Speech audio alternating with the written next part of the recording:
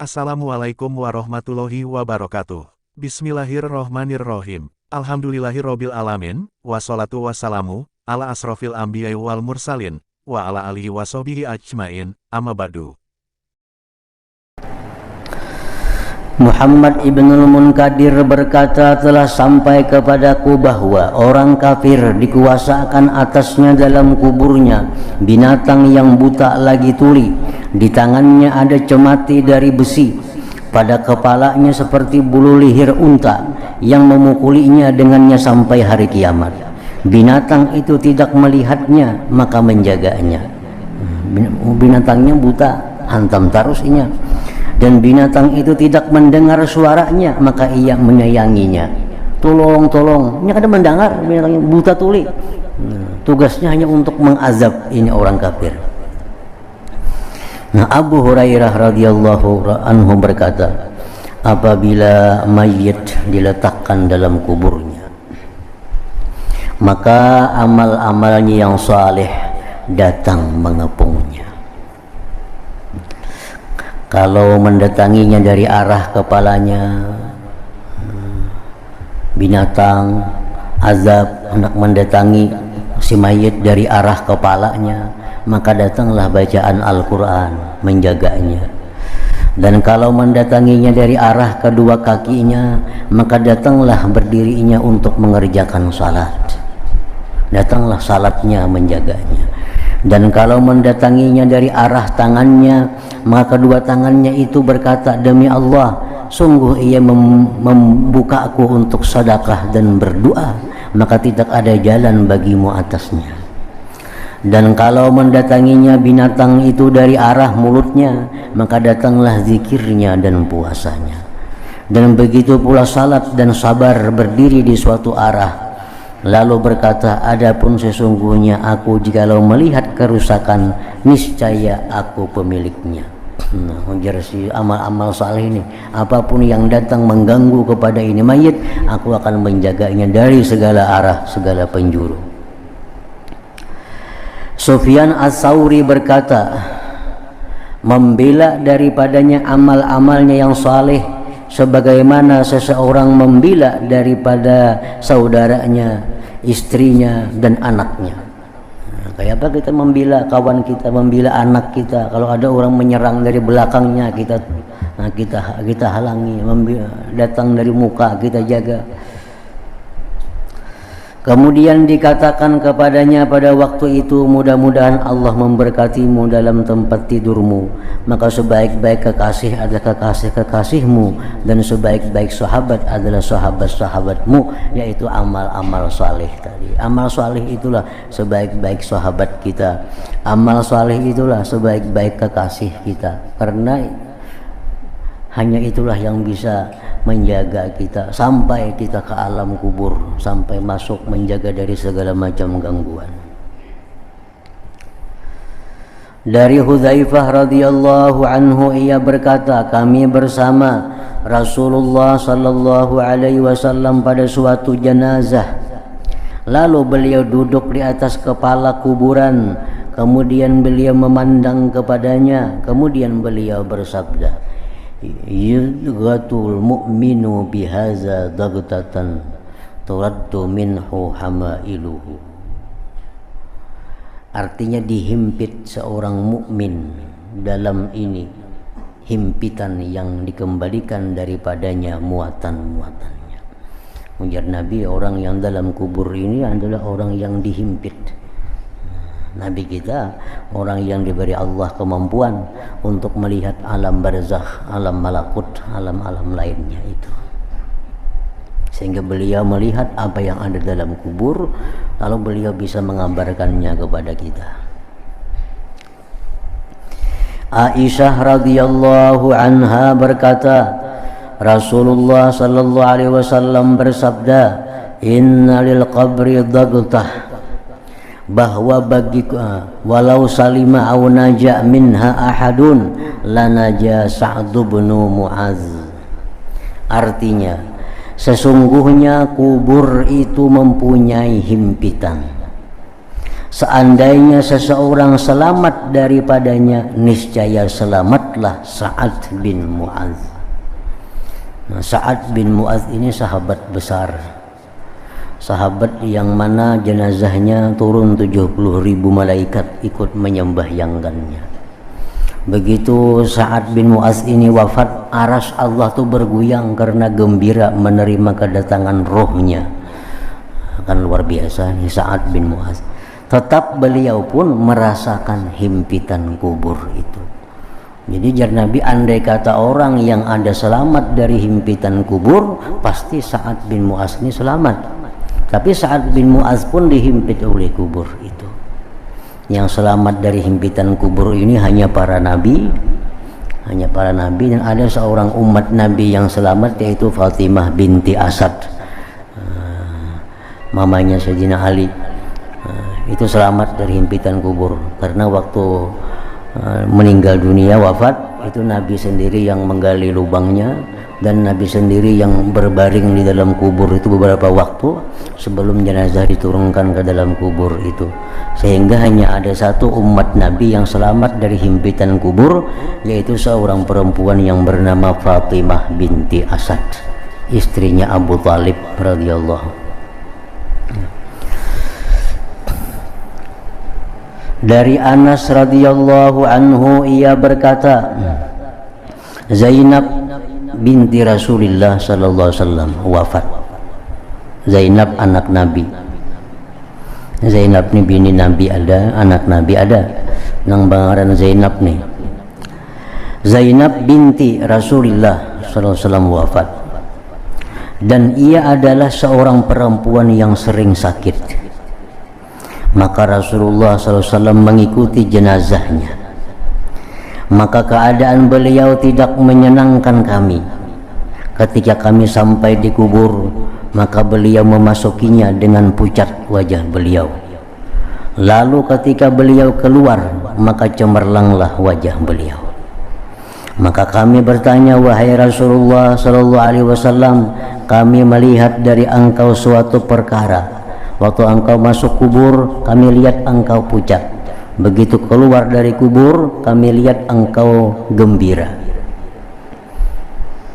Maka dari apakah demikian itu? Sahabat bertanya kepada Rasulullah sallallahu alaihi wasallam.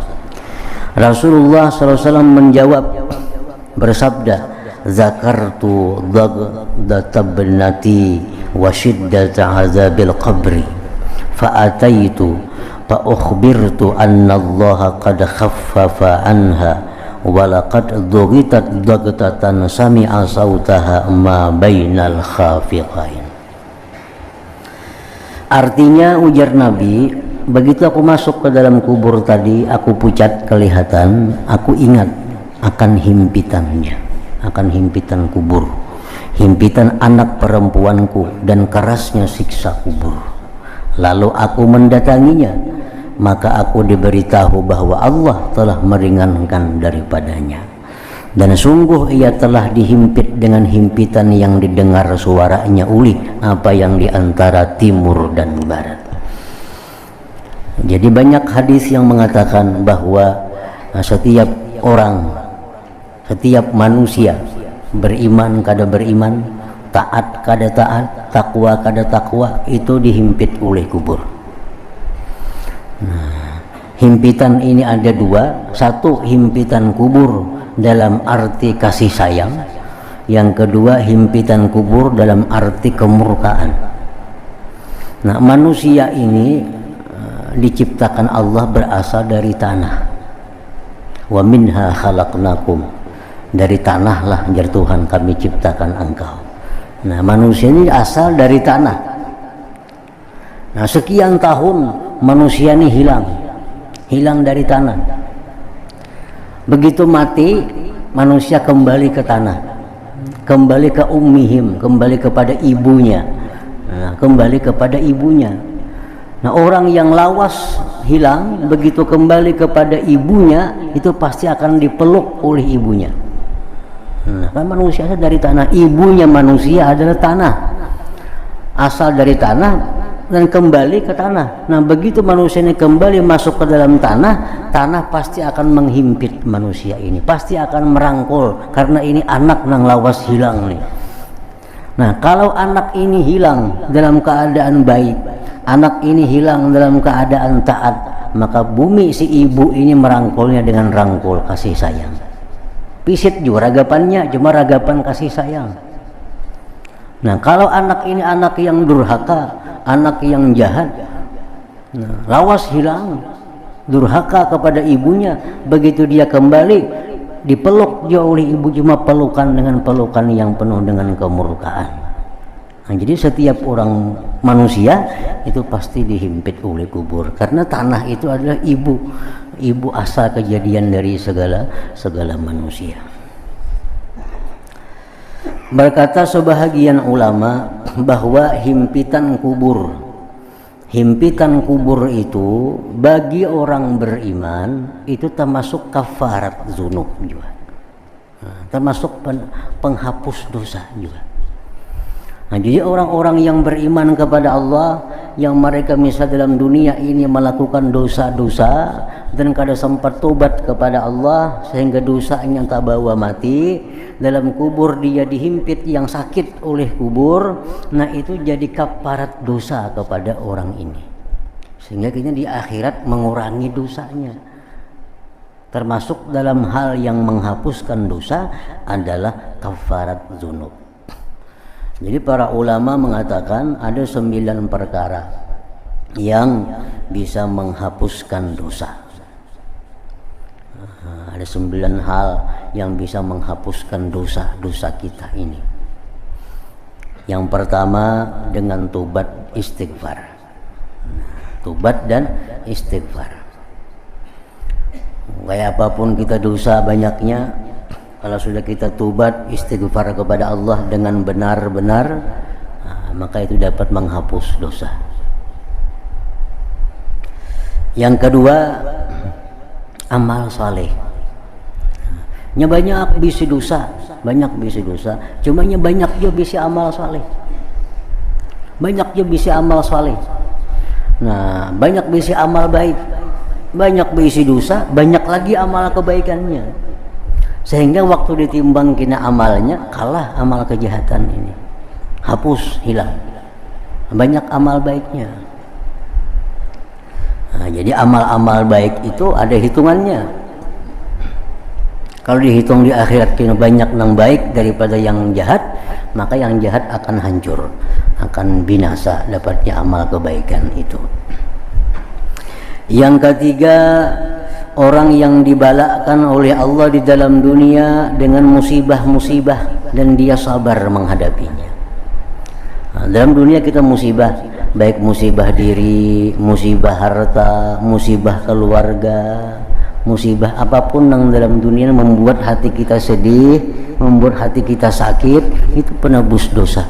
Kalau kita sabar dan ridha menerima cobaan Allah, itu menghapus dosa juga. Nah, yang keempat ya tadi yang kita maksud nih, himpitan kubur. Nah, ini meninggal dunia nih, kada sempat tobat, kada sempat minta ampun kepada Allah, beramal baik kada banyak juga. Dalam dunia bilang kada biasa dapat musibah, orang ini makmur aja. Nah, di kubur kita dihimpit oleh kubur. Nah, himpitan kubur itu berfungsi untuk menghapuskan dosa-dosa orang yang beriman itu. Asal beriman aja orangnya, asal beriman kepada Allah. Nah, jadi dihimpit kubur, sakit dihimpit kubur. Nah, sakitnya itulah yang menyebabkan dosa-dosanya bisa terhapuskan dengan itu. Yang kelima, seseorang itu bisa selamat, bisa terhapus dosanya karena kawan-kawannya, keluarganya mendoakannya dan memintakan ampun kepadanya. Orang ini banyak dosa, kada sempat tobat, amal saleh kada banyak, masuk ke dalam kubur, dihimpit, masih belum selamat juga, cuma orang banyak mendoakannya. Nah, orang banyak mendoakannya. mendoakan kepada si arwah ini nah, ya Allah ampuninya, ya Allah sayanginya. Beribu-ribu orang misal mendoakannya, di antaranya ada yang diterima oleh Allah doa-doa itu. Nah, selamatlah orang yang dalam kubur ini. Nah, ini selamat dengan berkat orang lain, berkat orang lain. Ini anak aja bisa-bisa lagi, misalnya kuitan banyak salah, kuitan banyak dosa, kuitan kata tiba amal salih, sidin mati. Nah, anak aja bisa-bisa lagi berpikir kayak apa supaya sidin selamat. Tiap hari kah didoakan atau disuruh orang kah mendoakan. Nah, itu akan bisa menyelamatkan di akhirat. Yang keenam, atau orang-orang yang hidup ini menghadiahkan pahala amal kepadanya dalam kubur itu. Nah, menghadiahkan pahala amal. Yang hidup ini baca Yasin, tuntung baca Yasin, ya Allah sampaikanlah pahalanya kepada Fulan bin Fulan. Kayaknya pulang ada membaca Quran, ya Allah sampaikan pahalanya kepada arwah Fulan bin Fulan. Berdoa tapinya mbahnya tuh. Nah, kayaknya bersedekah, ya Allah jadikanlah pahala sedekah itu untuk Fulan bin Fulan. Kebanyakan yang mengirimi ini akhirnya selamat juga yang di dalam kubur itu.